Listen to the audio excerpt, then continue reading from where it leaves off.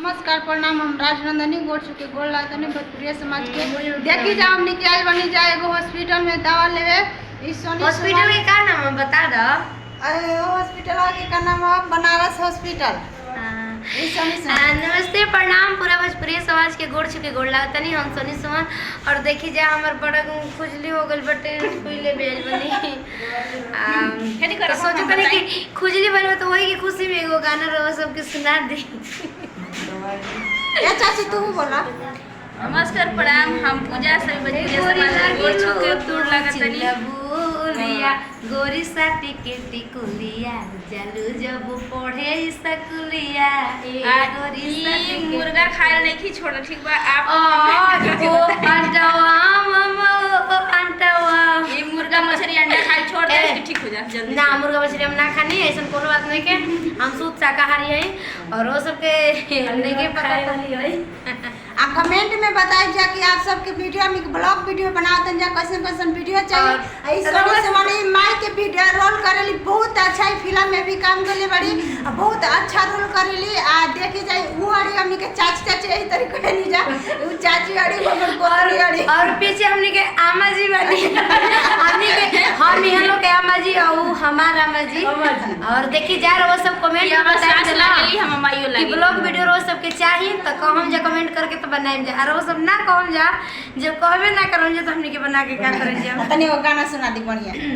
कौन सुनाई तनी झकास गम वाला गाना सुना देना बेचारा के गम में होई त कम गम में के गम में होई त कि कैसे भूल जाए तो हके जमन तो फादी हला सनम पाके तू तमोका हमके धोखा दी हला सनम पाके तू तमोका हमके धोखा दी हला। ई राजा गरमी के नाइट काटो तानी पी के स्प्राइट राजा गरमी के नाइट अब ठंडी के दिन जब होता मस्ती करत नहीं जा हॉस्पिटल में दवाई लेवल बने लेकिन सोचने जे कि वो सबसे मस्ती कर लिया जा।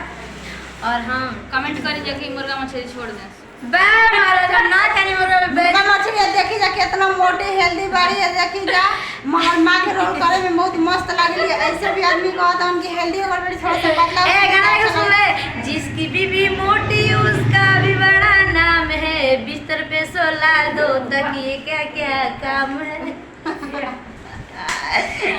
चली जाओ ठीक बटे लव यू।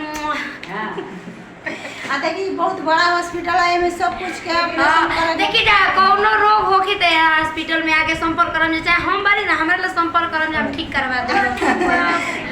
आ देखिए जब बक्सर हॉस्पिटल हटे बनारस हॉस्पिटल हटे चांदनी चौक आ सब कुछ के मर्दाना मेरा लड़का से जान कोनो रोग आई त ठीक करवा दे। बहुत अच्छा हॉस्पिटल हटे बहुत अच्छा दवा मिलेला। हमनी के तो कहीं से भी बनारस से बक्सर से पटना से चार तरफ से हार के जे हमनी के दवा भी और देखी जा ई दोनों आदमी समझी समझिन बनी जाए वो पीछे लुकाइल बनी। देखी जा ई देखी ई नर्स हड़ी बनारस हॉस्पिटल के बहुत अच्छा नर्स आइया के इंजेक्शन ऐसन देबे नी कि तन को ना बुझाला बड़ा नीक लागे लहे लहे जाला त रोज रोज आके लगवा कर काय भागत आ देखी जा आप सबके दिखा देन कितना बढ़िया हॉस्पिटल बाटे।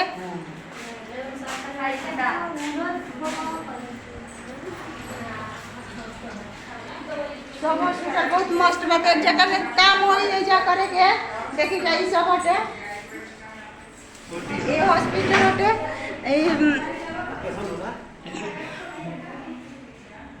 ऑपरेशन वाला रूम हटे ई वाला जकर काम होई है जब संपर्क करिए अपनी कमेंट में लिखम जा अपनी नंबर देख जाए चांदनी चौक बक्सर पे इटाड़ी रेलवे गुमटी के पास। ई देखी ये हन कंप्यूटर मोर बहुत ठगेलन पैसा एक नंबर के ठगरे ने एगो गाना सुनाता है बाकी रे ना थोड़ा गाना गावेलन हिंदी गाना बहुत अच्छा हन गाना गाओ एगो गोरिया चांद के जोरिया नियन गोर बड़ू हो देख कितना सुंदर हिंदी गाना गावेलन मगर इनकर मतलब थोड़ा शर्मिंदा होता है गाना गावेलन।